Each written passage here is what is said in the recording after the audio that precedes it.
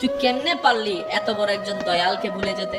এত বড় একজন রহমান দয়াময়, তোর সবচাইতে যত্ন নেওয়ালা আল্লাহকে ভুলে গিয়ে তুই নামাজের ডাকটা আজানে শুনো সাড়া দিলি না। মুয়াজ্জিন তো নিজের পক্ষ থেকে নাম ধরে ডাকে নাই, মুয়াজ্জিন তো জবান দিয়ে আমি আল্লাহর নামটাই তোকে শুনাইছে, আল্লাহু আকবার বলে।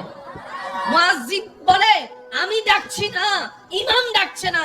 ওই রবের ডাকে সাড়া দাও যে রব তোমাকে সৃষ্টি করেছে, যে রবের ইশারায় হায়াত হয়, যে রবের ইশারায় তোমার মৃত্যু হবে, যে রবের দিকে ইন্না লিল্লাহি ওয়া ইন্না ইলাইহি রাজিউন, যে রবের দিকে তোমার ফিরতে হবে।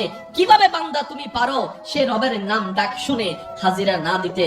রব বলে মা গাররাকা বিরাব্বিকাল কারীম, মা গাররাকা বিরাব্বিকাল কারীম, বারবার করে বলে মা গাররাকা বিরাব্বিকাল কারীম।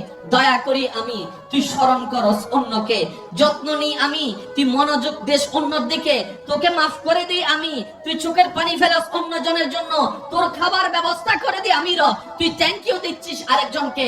ও বান্দারে, আজ তুই বুঝবি না, কাল তো তুই বুঝবি না, পরশুদিন তুই বুঝবি না, এর পরের দিনে তুই বুঝবি না, একদিন মনে রাখবি মৃত্যু তোকে